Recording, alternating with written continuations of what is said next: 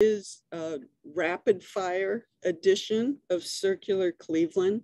That means that each presenter has 5 slides and gets 5 minutes for their presentations. And I'm hoping we can keep everybody on time. Each of our presenters, except one, is either a Circular Cleveland ambassador and or a Circular Cleveland Community Grant recipient. So before we get to the main presenters, I wanted to just give a quick overview of Circular Cleveland, and then Ren Brumfield is going to give a quick update on the City of Cleveland recycling program. So Circular Cleveland was launched in November 2020 with funding from the Robert Wood Johnson Foundation to Cleveland Neighborhood Progress. The partners in this Circular Cleveland and the leadership team is composed of Cleveland Neighborhood Progress, who I mentioned received the grant, the City of Cleveland, and also Neighborhood Connections. Another very important partner is the Ellen MacArthur Foundation, and they are the global thought leader for the circular economy. And I wanted to just define circular economy, again, very quickly. We're currently in an economy that's known as linear, which is take, make, waste. We take resources, we make a product, and we throw it away. The circular economy is designed to reduce the amount of waste going to the landfill. And the way we do that, there's several ways to do that. We can start by designing out waste in the beginning. We can also keep products in use by reuse and repair. And then also when it comes to nature, we can restore and renew nature with systems like composting. There's already a lot of local examples of people working in the circular space. And we've been doing many of these practices for a long time. We just haven't called it the circular economy. So another part of the grant was to hire consultants. We hired 3 international consultants to work with us to develop a roadmap and an implementation plan for us to transition to this circular economy. These are the 4 focus areas that they have recommended that we work on. We have engaged many of you in this process already.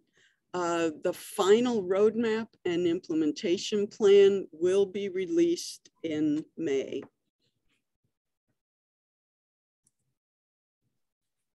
So we're all familiar with reduce, reuse, recycle.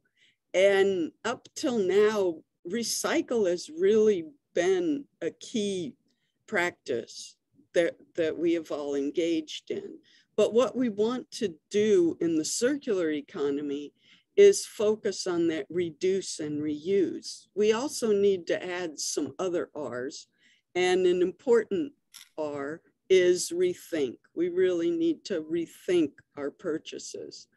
But recycling is still a very important part of the circular economy.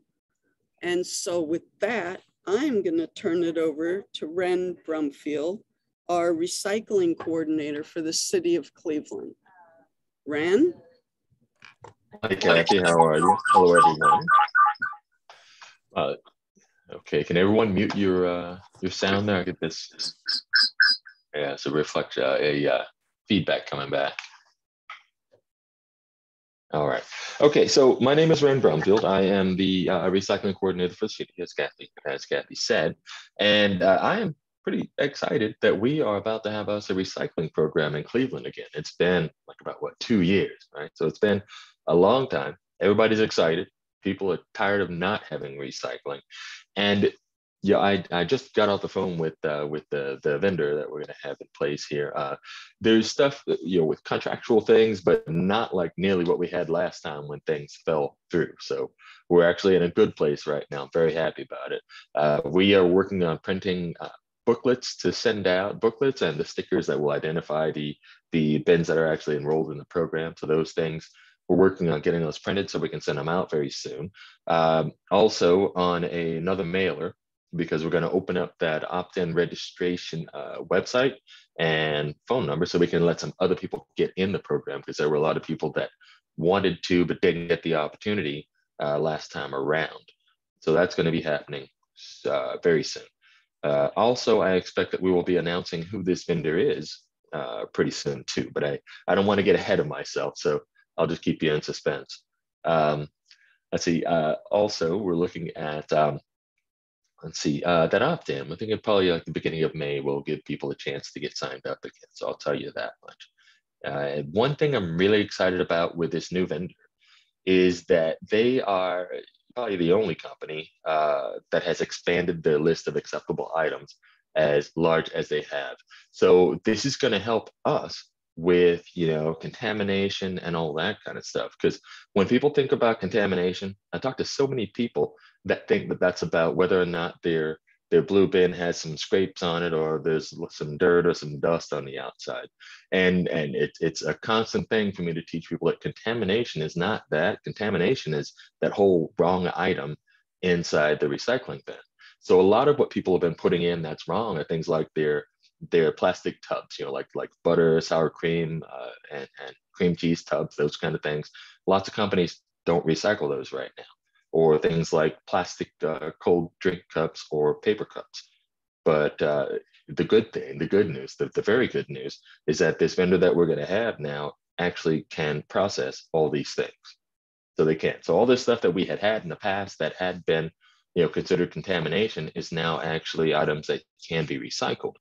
And it's not like just some fly-by-night kind of thing. They have actual markets for this. So even with those, like the paper cups, they turn those into cardboard boxes. And they actually, the glass that they take, this company, they'll actually turn back into bottles. They sell people that do that. A lot of these companies will just use it as cover in the landfill. So we're going to be in a good place with a lot of good opportunities, and we're going to be far ahead of where we were in the past. So I'm quite excited about that. And I do have another meeting here in just a little bit. So I'm going to go ahead and let that be all I say. All right, Kathy. Thank you, Ren. Thank you, ma'am. Okay, so back to our agenda and our rapid fire edition. Again, each presenter will have 5 slides and 5 minutes. This is the list of our presenters. Again, each of our presenters is either a Circular Cleveland ambassador or the recipient of a Circular Cleveland Community Grant, except for one. And so I just want to explain what a Circular Cleveland ambassador is. These are 9 City of Cleveland residents from 9 different Cleveland neighborhoods. And each of the ambassadors serves as a liaison between the leadership team and their community. Each ambassador is also working on a special project. And so that's what we're going to hear about from a few of those ambassadors tonight. And then we also have Circular Cleveland Community Grant recipients. The first round of the Circular Cleveland grants were issued in last April of 2021. We received 21 applications and 14 grants were awarded. Now, since then, Neighborhood Connections, who is our administrator for the grants and a great partner, they have issued additional grants which have circular economy as one of the categories, which we're very excited about. So I encourage you to check the Neighborhood Connections website for more grant opportunities. And we're hoping that tonight with all of our presenters that all of you will be inspired to reduce your waste and to perhaps also apply for some upcoming grants. So with that, I'm going to turn it over to our first presenter. Deb Smith is a Circular Cleveland ambassador. She's also a Circular Cleveland Community Grant recipient, and her neighborhood is Tremont. And I'll turn it over to Deb. Hello, everyone. I'm Deb Smith. As Kathy said, I am a Circular Cleveland ambassador and a recipient of a Circular Cleveland grant. And I am a proud Tremont resident. So next slide, Kathy. I just want to explain how we became Clean Garbage Recycling. And we started out, we're 3 Tremont residents, myself, my partner, Dave Freitag, and a neighbor, Victor Kaitis. And we were upset because when we found out that the city was no longer recycling. So we decided to see what we could do to try to create a recycling model for our neighborhood of Tremont. We decided to use a co-op model. We initially worked out of the farmers market at Tremont, and we set up a little stand, and people brought us their garbage, not their garbage, their clean aluminum and clean steel, which we took to a scrapyard. And then once the farmers market closed, then we set up a co-op, Clean Garbage Recycling Co-op, and our members, there are bins located throughout the city. That'll explain that a little bit more on another slide. We collect and recycle aluminum, steel, and scrap. Next slide. So the aluminum and steel, it's a free service open to CGR co-op members. And truthfully, we used Rust Belt Riders model. We pinched it and used it for our own. The only difference between our model and Rust Belt Riders is that our bins we don't charge for them, but they are locked. So we located these aluminum and steel collection bins throughout Tremont, and there's a couple in Ohio City. We lock them simply to prevent passersby from dropping in garbage and stuff we don't want in there. And the premise of our company is that clean stream recycling is going to yield you a better product. And of course, that's the case. Once a week, I go around, I collect all of the, from all of our locations, and then I bring this steel and aluminum to a scrapyard for recycling. To date, we've collected 3,600 pounds of steel and 4,300 pounds of clean aluminum. Next slide. We also found a market for paper and cardboard in that there are local companies that will provide paper retrievers without cost. So we actually are using, we are using a different company than the one that's here on the slide. We have 3 paper retrievers in place at a local church here in Tremont, and we're pretty proud of that. These 3 retrievers are really jammed, and they're emptied every other week, and they are jammed. So people use them a lot. A nominal amount of money is generated from the retrievers, and that goes to Tremont West Development Corporation and they use it for whatever they want. And I will just say that we weren't able to find a market for glass or plastic. So this is what we've been able to do with the amount of, with what we had. We found a way to recycle paper cardboard, and we were able to figure out something to do with the aluminum and steel. Okay, next slide. Then the grant that we received was for scrap. It's our opinion that scrap is a really undervalued commodity. People sometimes it's picked up and sometimes it's not by scrappers, but there's an awful lot of stuff in scrap that ends up getting tossed into a landfill. So we started scrap pickup. That was what our grant was for. We do home pickup. It's a free service. Whenever possible, items are reused, repurposed, or donated. If we can't do that, then we deconstruct them to extract the elements and recyclables in there. There's copper, aluminum, brass, there's motors, capacitors. So the deconstruction not only is it helps to keep all that stuff out of landfills and more into the stream that it should be, but also that's where you can make a little bit of cash on the scrap. To date, we have 1,100 pounds of assorted metals, motors, capacitors, air conditioners, et cetera, have been kept out of the landfill.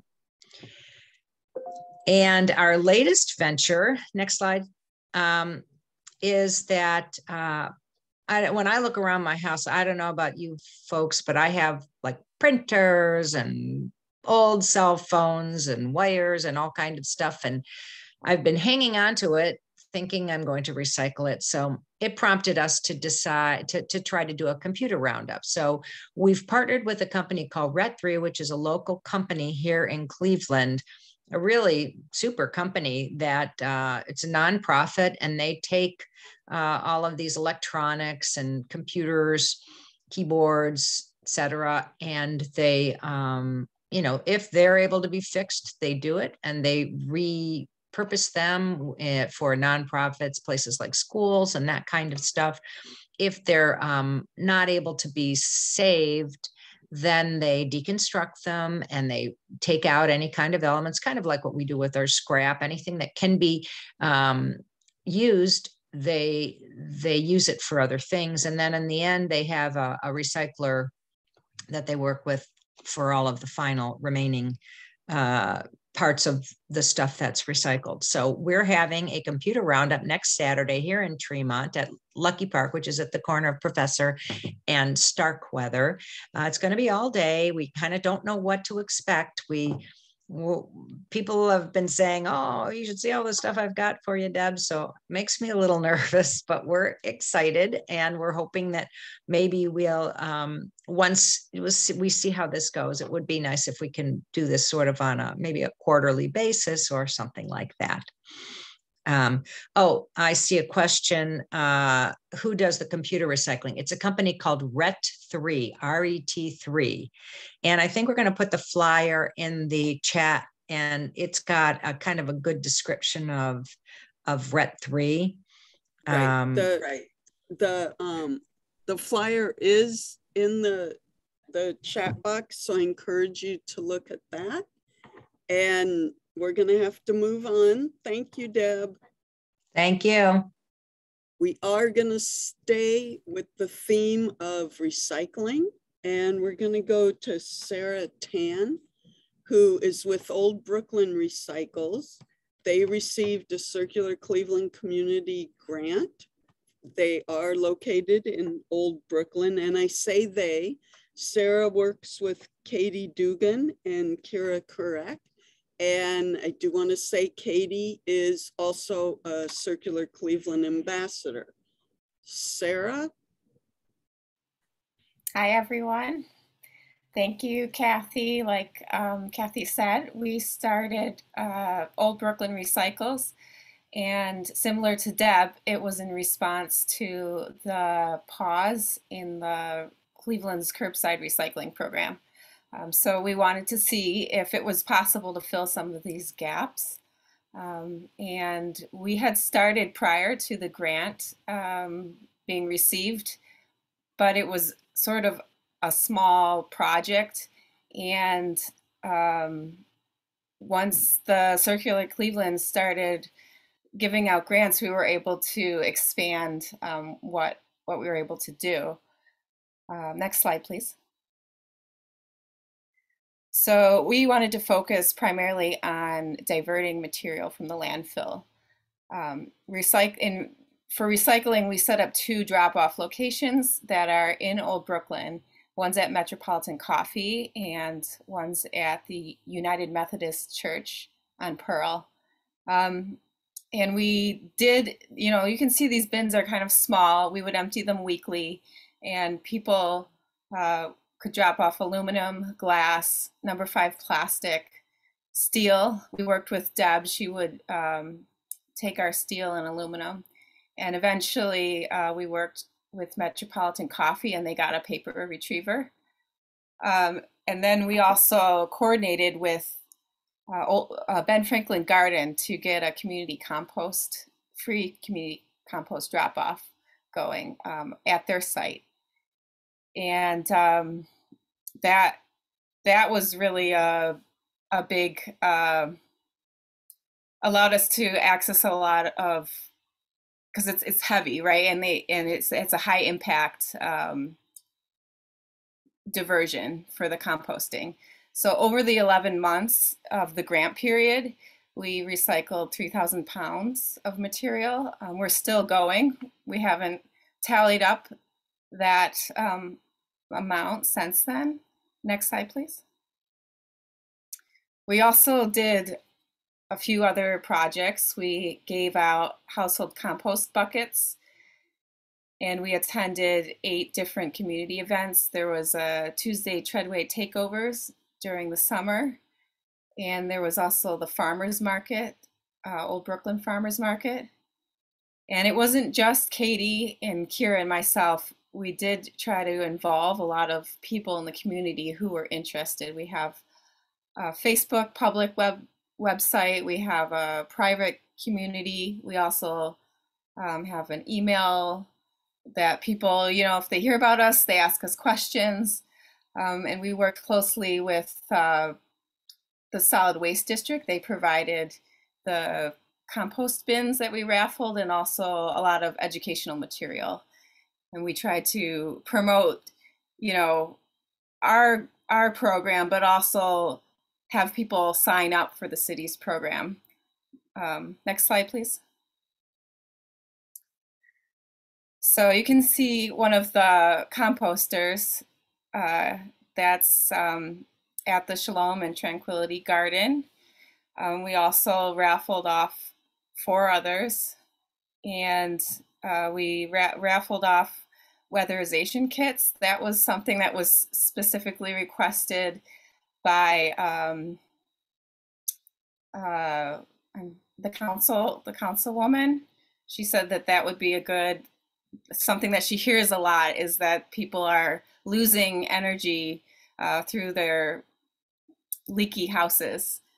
So we did that, and then we also worked with some of our fellow grantees, Oh So Powerful and Cleveland Sews, and started the conversation around fix-it clinics, what that would look like in our community. And it was great to come together and see other people across Cleveland who care about sustainability. Next slide, please. So these are little clips from our web page. We have a flyer that focuses on local response to where you can take paper, compost, aluminum, all these other materials, some hard to recycle things like batteries. I mean, as you can see, there was a lot of action on our site. So some of these pages got shared to 3,000 people. So I think that's a big indication of the fact that there's interest and people care. And Circular Cleveland is doing a good job of drawing attention to these issues. Next page, please. These are the 18 organizations that we collaborated with. Just everything from where we took our aluminum, who used our jars. A lot of them were reused at the refill shops. Broadway School of Music requested recyclable materials for craft projects and summer camps.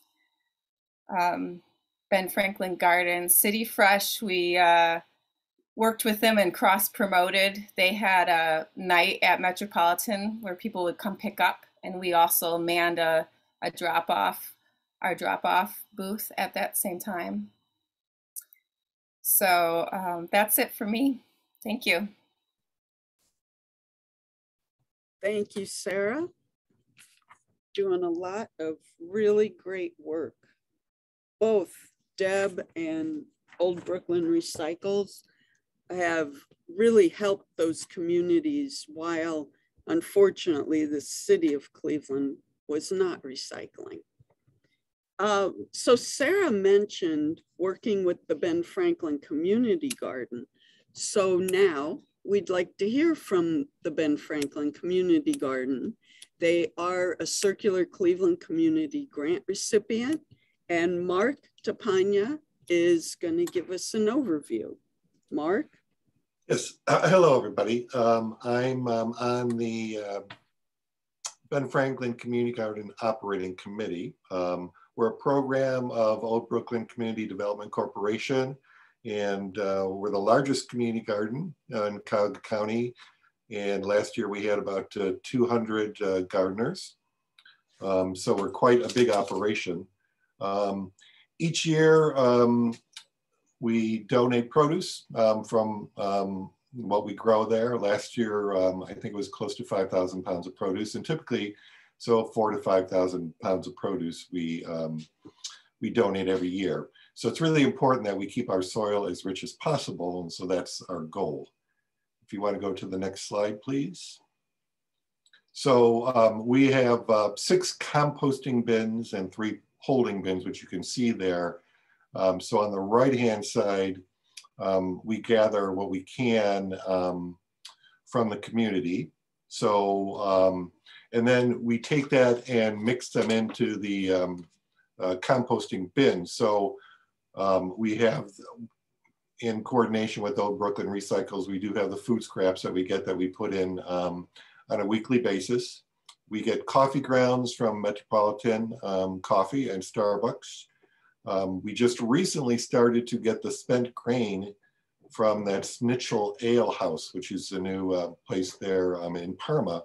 So we've been picking that up on a weekly basis also. We have leaves from the trees on the property and the street behind. And then just recently somebody started to drop off some chicken manure.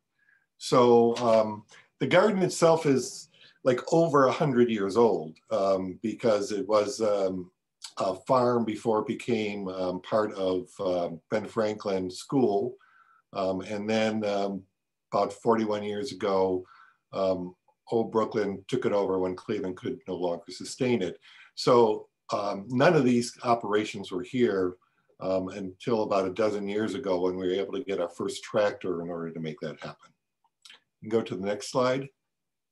So as you can see, we've got, we asked for at least 5 volunteer hours per season from our gardeners. And so they help with the recycling and other tasks that we have throughout the garden.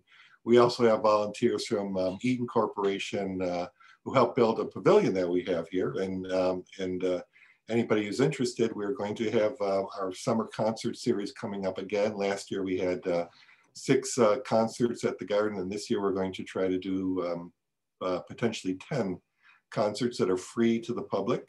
So we encourage you to come up. Key Bank typically comes out, and Swagelock just recently requested to use it as a site for their volunteers too. Next slide. So again, we collaborate with Old Brooklyn Recycles. You can see the composting bin there, and that's been helpful and obviously good for the garden and good for the community. Next slide. So with the grant, what we did is we bought, as you can see right here, this is our compost spreader.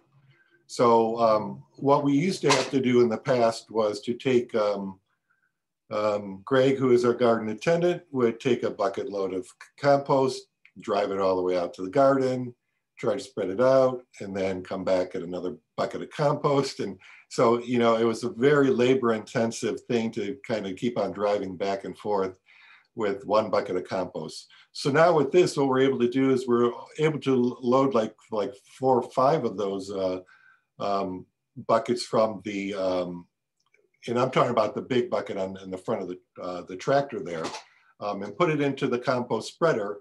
And then what it does is it shreds it up and then it spreads it over the garden. And you can go to the next slide. So in the end, this is what you get. You get a path of compostable materials, which then in the fall, we'll put that down. He'll do a light till, we'll do cover crops. And then this spring, he's going to take the cover crops and he's going to go over that again with a brush hog and kind of use those materials into the garden. We'll take another load of all the compost that we have and put it out into the garden.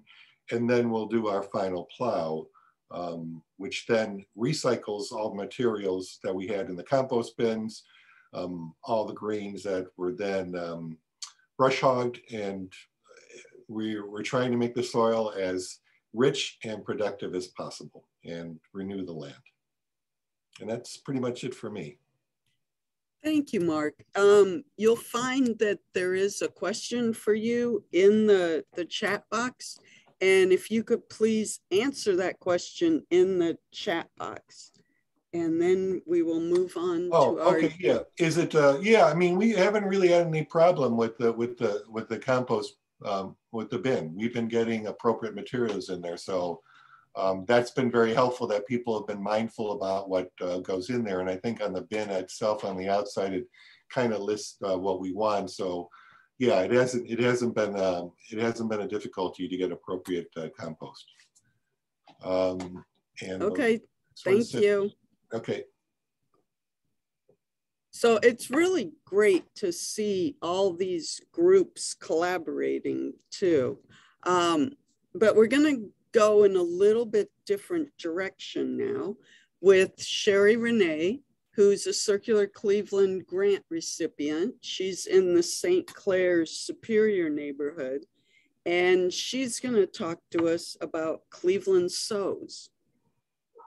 Thank you, Kathy. Hello, everyone. My name is Sharie Renee. I am the founder of Cleveland Sews. Supported by partner organizations, Cleveland Sews brings together employers, trainers, and apprentices to work collaboratively, bridging vulnerable populations into sustainable work positions and educational opportunities within the sewing industry. As we empower people through the development of skilled trades, Cleveland Sews, our vision is around revitalizing communities as well as the sewing industry itself.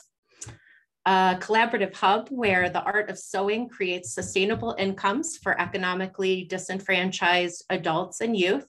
Cleveland Sews supports job placement, entrepreneurial ventures, and develops educational programming. Our work currently focuses on serving youth, low-income seniors, and other vulnerable populations. Our collaborative model invites partners to share the table, connecting existing structures with new opportunities for capacity, growth, connection, and reimagination.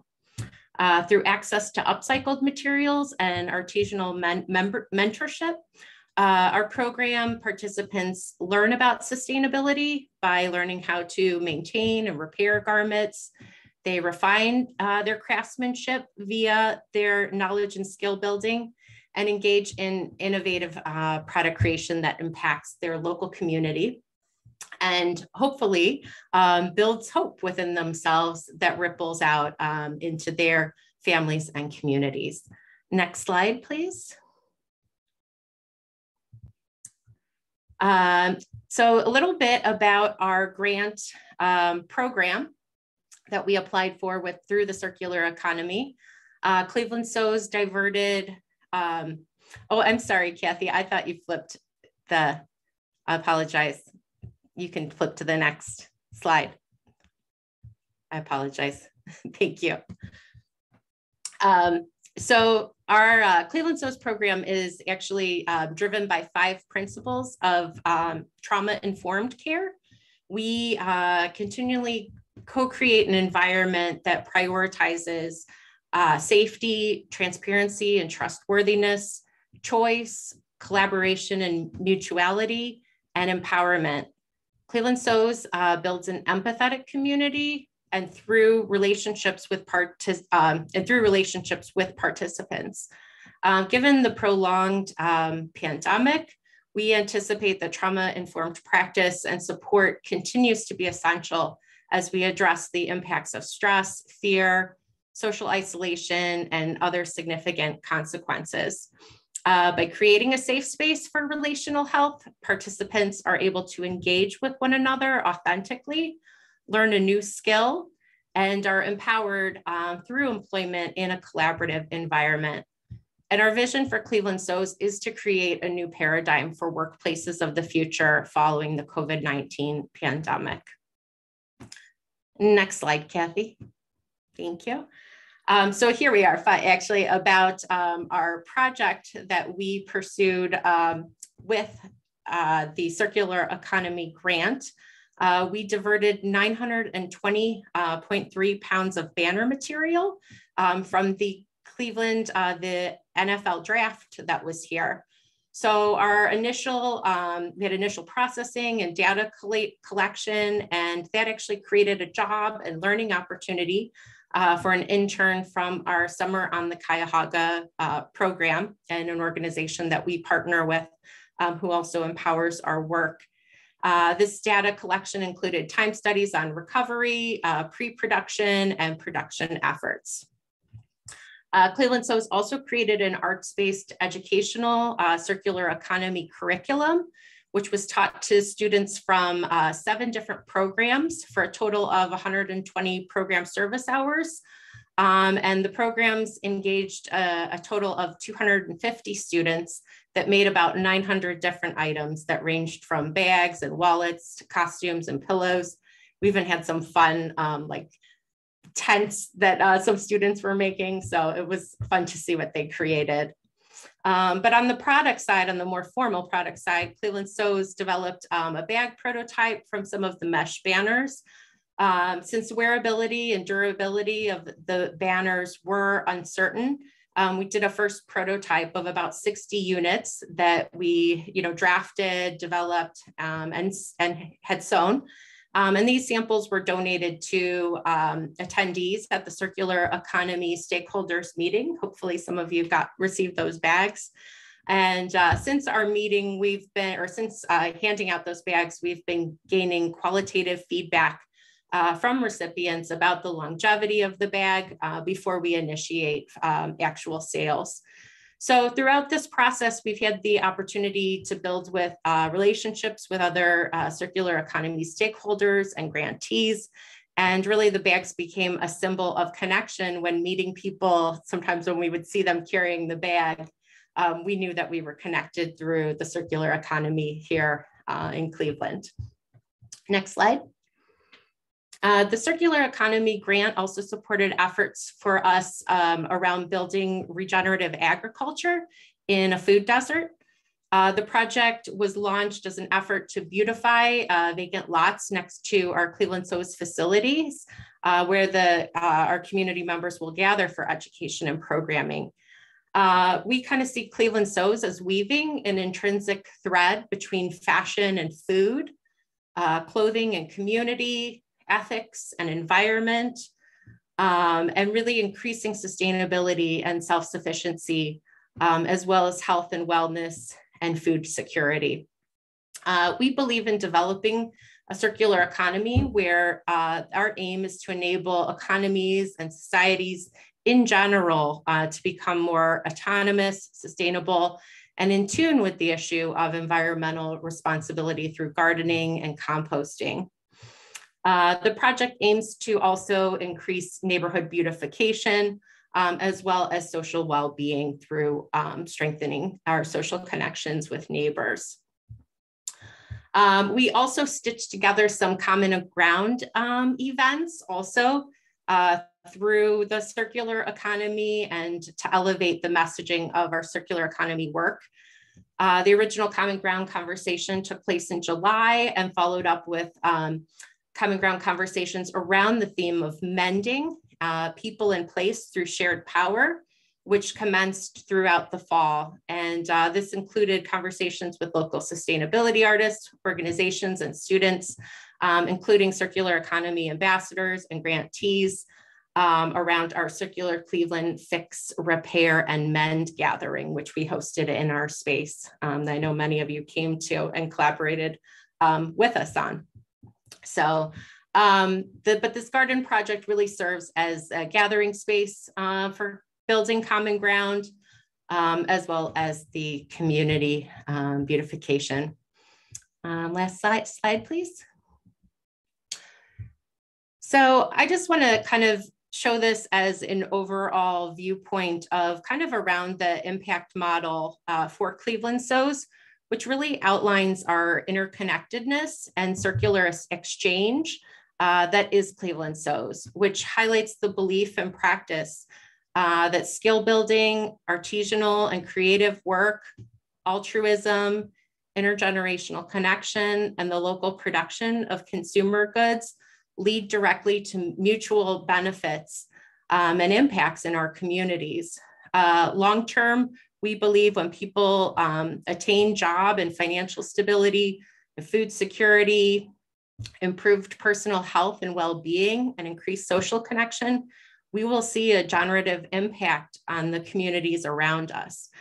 Resources will be freed up for others, and hope will spiral out to those who have transitioned to greater physical, financial, and emotional security. Customers will have quality products that they know support a socially conscious business model that actually empowers others in our communities. Our community will learn through our role modeling that we can do things in new ways, and the community members can be supported in greater self-efficacy and bettering the lives of others through our human connection. Okay, we're gonna move on now. I mentioned that one of our presenters is not an ambassador or a grant recipient, but a student at CASE who is practicing the circular economy. And in this intro slide, you can see Paula Coggins here, who's going to be presenting next. She's a grant recipient, and Christy Fan on the left is a Circular Cleveland ambassador. So I want to introduce Sophie Iwamasa. I just butchered that, I'm sorry. And she and her fellow student, Chris Yoon, who's also with us, had a Mend Not Spend Fix It clinic a couple weeks ago. Sophie? Yes. So this sort of started, this was our first event, and this kind of started as a little idea between a group of like 4 students, and we just met and we were brainstorming about ways to get people involved for Climate Action Week, which was last week for Case Western. And we eventually came to the idea of teaching people how to repair their own clothes, because that is a skill that is so important, and not a whole lot of college students, it seems like, have that skill. And even though sewing is like reversible, you can take out the stitches if something goes wrong, it feels so permanent, and so there's this barrier to actually getting started. But can we go to the next slide? So this is our beautiful flyer Chris made, and you can see people just kind of like hanging around there. We got a great turnout. And then if we go to the next slide, you can see people sewing, and some people came in with ideas already of what they wanted to do. Some people didn't, some people knew how to sew, some people didn't. It was a big range of skills, which is why I'm so happy that it worked out. And I'm so happy that Oh So Powerful and Christy Fan were able to make it out, because they really clicked everything into place for the event. But the people who knew how to sew were able to like make scrap art or fix their clothes already. And then if we go to the next slide, we can see the sort of teaching aspect that we were mainly trying to focus on. And for this, it was really cool stuff, like just learning how to like thread a sewing machine, because not a lot of people in college, at least that I know how to do that. And so it can be like kind of scary, but people came in, they learned, and it was really awesome to see everyone kind of leave with their final products, like leave knowing something more, leave with less shirt holes or like more embellishment on their shirt. So that was super cool. And if we go to the next slide, we can see the mending side of things, which is another thing we focused on. And this was a big part of it. A couple of people came in with like a couple of thrift finds that they had gotten recently, but weren't totally perfect. Like this jacket, you can see where the buttons go in, it has this white sewing on the outside, and it wasn't quite uniform throughout all of them. So Christy Fan was like helping the two girls with it and like making it look uniform, and just really awesome. Just taking the clothing to the next level and making it easier to go thrift shopping and easier to like keep your clothes when, even if they are fast fashion, when they break, be able to just sew the hole up. So we had a really great turnout. And if you go to the next slide, you can see the case email or the website for the sustainability office. And it was, I think overall, just like a really great first event. And for our next steps, we're hoping to make it bigger. I was super excited to partner with the community, because Case sometimes feels so far away from the community, but I've grown up in Cleveland, so I know what it's like. So it was really great to have that tie-in. So I would really love to keep that, bring in more community members, because ThinkBox, the makerspace where we used, is just like a creator's wonderland. They have free thread. All you have to do is like bring in your own fabric. It's really amazing, but we're going to try to make it bigger and possibly more regular because of what a great turnout we had. That way people can build on their skills and not forget things as easily, and kind of like increase the regularity so people know when it's happening. But that is all that I have. Thank you, Sophie. Yes, you and Chris really did offer an incredible event, and thank you very much for that. Yeah, thank you. And we mentioned Paula, and also in one of those photos, there was also a photo of Nadine, who's part of Oh So Powerful. So next we're going to hear from Paula. She is a Circular Cleveland Community Grant recipient in the Lee Harvard Seville Miles neighborhood. And Paula, I'll hand it over to you.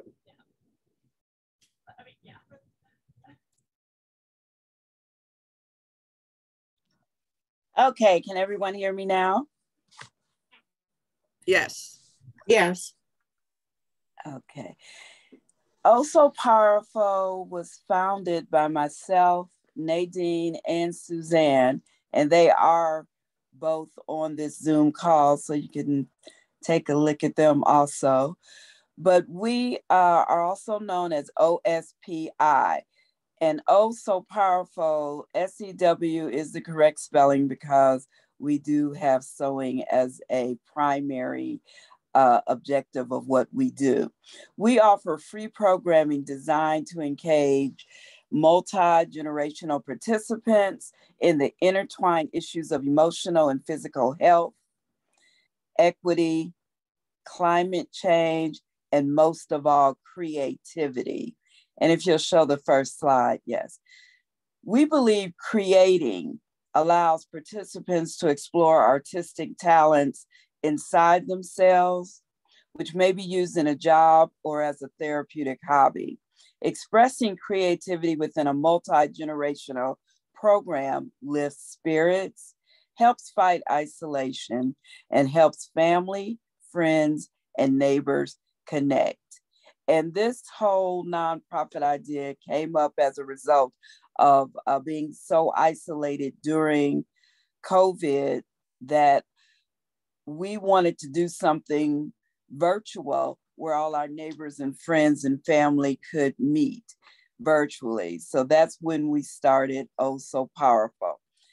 We received the Circular Cleveland grant, and the project that we wanted to do was something that our multi-generational audience, young and old, would both find enjoyable. And we would be using materials that are commonly trashed or known as waste products. So next slide, please. We had a program creating sustainable connections, and it was in the fall 2022, 2021. And we explained to the younger people primarily what they already knew what creating was, because we had other programs throughout the year where we did a lot of other creative type projects.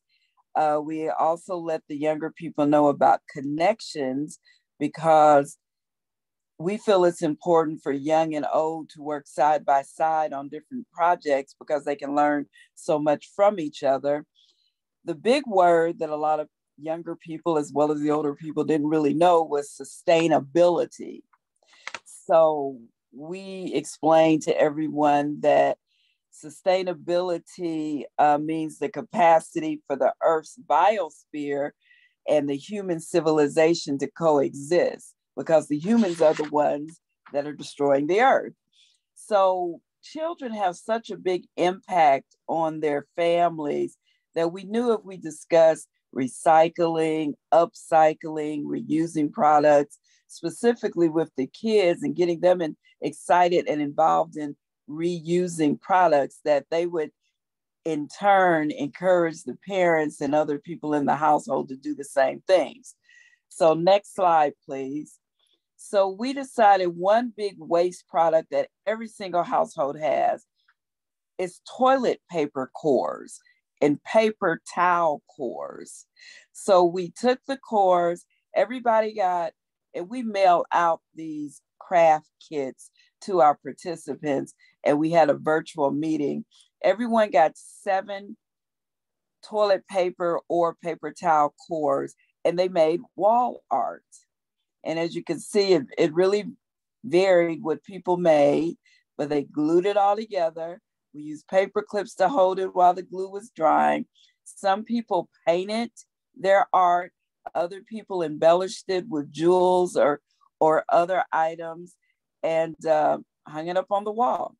So that was over 700 toilet paper and paper towel cores that did not go into the landfill. The other thing we did, next slide, please. We also made wind chimes out of discarded silverware and other embellishments and railroad tracks. The young lady is holding the railroad track from a kid's toy railroad track, and they were discarded items or purchased from a upcycle parts shop that gets them because people have discarded them.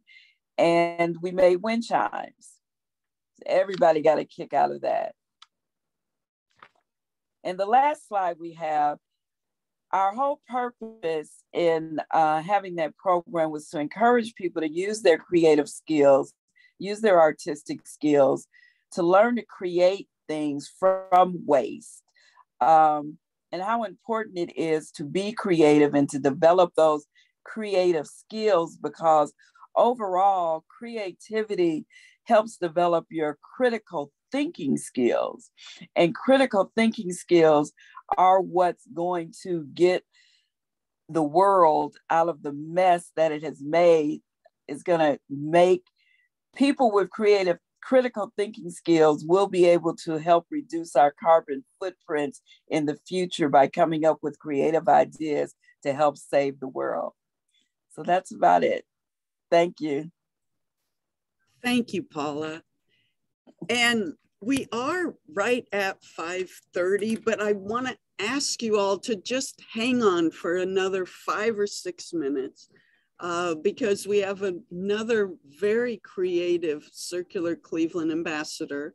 Ron Shelton is in the Fairfax neighborhood, and he's also like oh so powerful. He's finding ways to make art out of what we would consider trash. Ron? Hello there, my name is Ron, as Kathy mentioned. First and foremost, I am an artist and founder of High Art Fridays, which is a global campaign of artists who addresses critical social and environmental issues through art.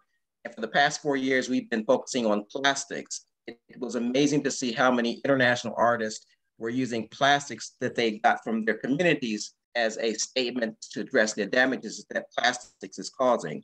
So that sort of changed my whole direction. And I started working with plastics 3 or 4 years ago. I've been exhibiting quite extensively. Next slide. These two are two recent installations. One was at the Akron Soul Train, in which I was an art resident. And the other was an installation I did at Ursuline College this past year. Next slide. And these are two more installations. The one on the right is the Cannes Triennial 2018. That had a huge plastic installation, and all these pieces are discarded plastics that I found in my community. They were like laundry detergent bottles. And the work on the left is actually installation I did at Rooms to Let in 2019. Those yellow shavings were discarded from the local gas company that was replacing the old steel pipes with the polyethylene pipes. And these shavings are a product when they size the pipes. Next slide. So with that, you know, I had the idea, the epiphany to go into schools, CMSD schools. I am one of Art House's art residents, and I've been working with schools throughout the Cleveland area. The picture on the right is actually from a project at Rainey Institute this past summer. And what we're doing here is creating mats from plastic bags that they weave into a handmade loom. And the slide on the right is plastic bottles, which are painted, cut, and sewn into like a sort of a David Chihuly like sculpture. By being assigned to the Fairfax community, I reached out to the Fairfax Renaissance Development Corporation, and I have plans to work with the Cuyahoga Juvenile Detention Center and also Bolton Elementary School. I met with the representatives from the Cuyahoga Youth Detention Center and Bolton Elementary School, which part of their volunteer campaign, you have to go through a background check and meet with the CMSD panel, which I met with CMSD student outreach committee, and they were really inspired by the work that I'm doing, and they want to bring me on to not just with Fairfax, but also with CMSD schools in general. And I'm currently working at OH Perry. We are doing both the weaving project and the plastic bottle project. Because many of the schools here in Cleveland are no longer using the water fountains. They are using plastic bottles. So, the principal and I came up with the idea of using, instead of plastic bottles going into landfill, making art out of the bottles. Next slide. And the slide on the right is an internship that I did at Rhodes School of Environmental Studies. The students were weaving plastic bags into mats. And one of the students on the right, slide on the right, is actually one of the finished products that the student, Eric, created from the plastic bags. Next slide. And the slide on the right is a product of the residency that I'm doing currently at OH Perry. The sculpture in the back is from plastic bottles that the students painted. We cut and are in the process of creating a David Chihuly type sculpture. And the slide on the left is a finished product from Rainey's Institute that we created from the plastic bag mats that each student wove these 10 by 12 inch panels, and I sewn them all together. And one important thing I'd like to end with, the educational component with the art has a tremendous ability to, the aesthetic appeal of art has a tendency to capture your attention, but it also has a deeper purpose to educate. And we're incorporating an educational component where we have used Kathy Lynn, actually from Mayor's Office of Sustainability. She's conducted several lectures, example at Rainey, and we hope to continue with bringing on Ren from the city of Cleveland to also give lectures to the student body. Next slide. And that's it. Thanks for listening. Thank you to all our presenters. Let's give them a great round of applause. You're all doing really awesome work, and I hope that our other participants were inspired and maybe have some ideas of their own of how they can reduce waste from going to the landfill and help us transition to a more circular economy. So I want to thank all of you for your time this evening, and I hope to see you all around. Good night.